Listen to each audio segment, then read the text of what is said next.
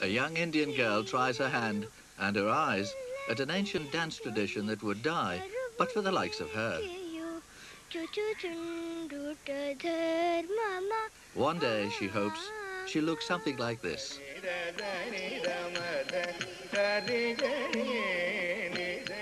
For 2,000 years, this dance, called Bharatanatyam, told stories to the peoples of India of gods and demons, of love and hope. Where the spoken word failed, the body language of this classical dance would ring a bell. But in time, the dancers became prisoners of the priests. Their dancing was confined to temples and to religious themes, and the people lost touch with their past.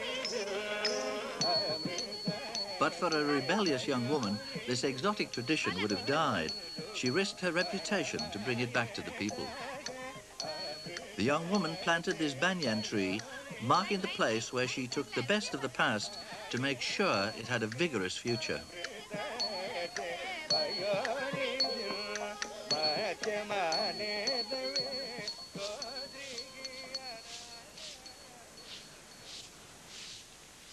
Today, the place in South India where the tree thrives is considered holy. They call it Kalakshetra. Here they worship dancing.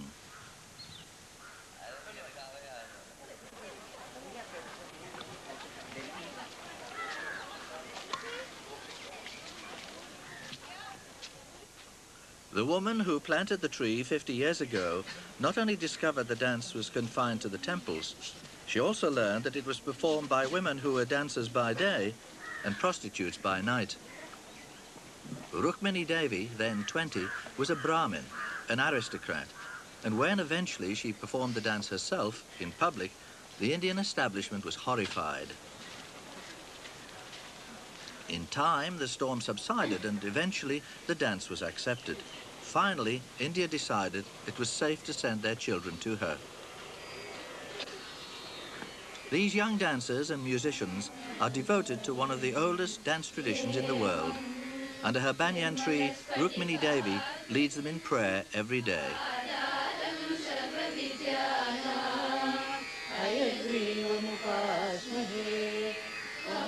She's now in her 81st year. She was recently asked to become President of India, the highest office in the land, but she declined. She'd be more useful, she argued, if she continued as a guardian of her country's artistic traditions.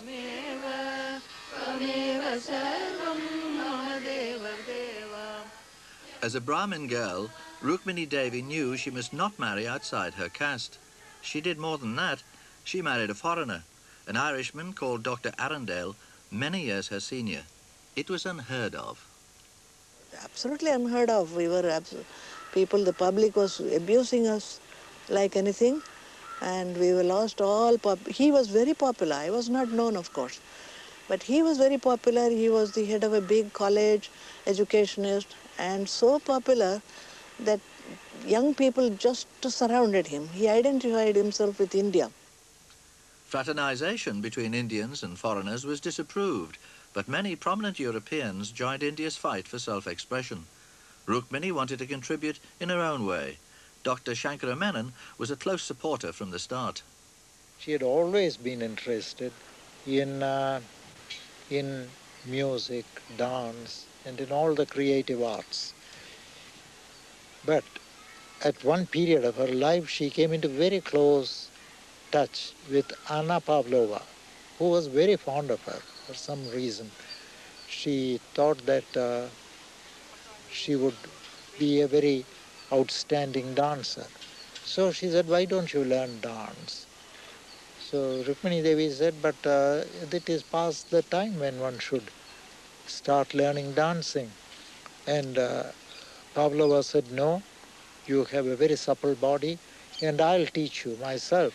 and she gave her the first few lessons in the ballet. Her first essay in dancing was not Indian dancing, but the Russian ballet, and her first teacher was the best dancer of the time, Anna Pavlova. Pavlova advised Rukmini to explore her own dance culture, but there was a problem. I was living in a part of India which is famous for both music and dance dramas and temples and so on. So I was in that particular atmosphere. And so, in spite of it, I was not allowed to see the dance at all. Why was that? Because at that time there was a big stigma attached to them, because the dancers were professionals from a particular caste called Devadasi, and they were considered to be, many of them, prostitutes. Temple prostitutes were far from young Rukmini's experience of life, and it wasn't until 4 years after her marriage that she saw the notorious dance herself. In 1934, my brother, her brother, and I took her to see Indian dancing.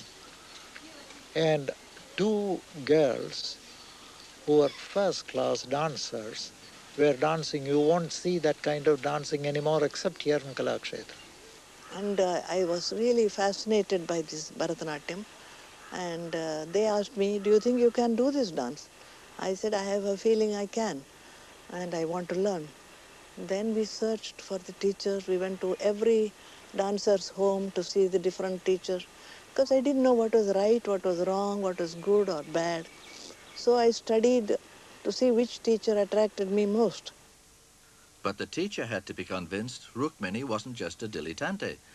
For the next 10 years, she underwent the strictest training, and when she felt she was ready, at the age of 31, she invited 100 friends to watch her perform. Curiosity attracted 2,000. Almost all were offended by what they saw.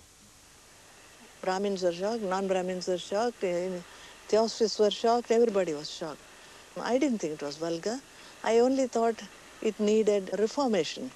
The costumes had to be reformed, the music had to be reformed, the presentation had to be reformed, and everything had to. So I decided I would do that. A few saw her dancing as a breakthrough for the Indian arts. One of Rukmini's principal assistants today was there as a child, Sharada Hoffman. I was 6, I think, yeah. And I was in the front row watching, and it was so beautiful. You know, I have not seen anything like it in my life. And I fell in love with it, and with her too. And so I wanted to learn to dance. That was my reaction to it. Rukmini founded the Kalakshetra dance school in 1936, and Sharada Hoffman became one of the first students. Ever since, the classical dance drama, Bharatanatyam, has had a protectress in Rukmini Devi.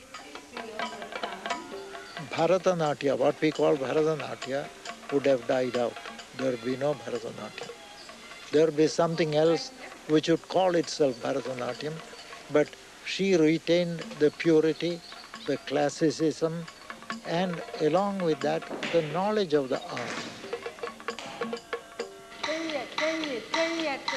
Don't stand in the middle. Sadly, few of these beginners will become full-time professional dancers. Opportunities for classical works are limited, but it won't be for want of trying. Sit down and spread out your knees.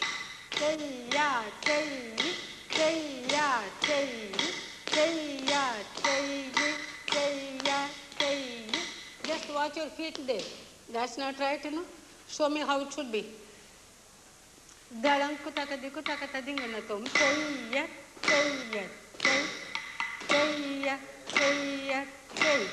Ma, Shubhashri, please be seated.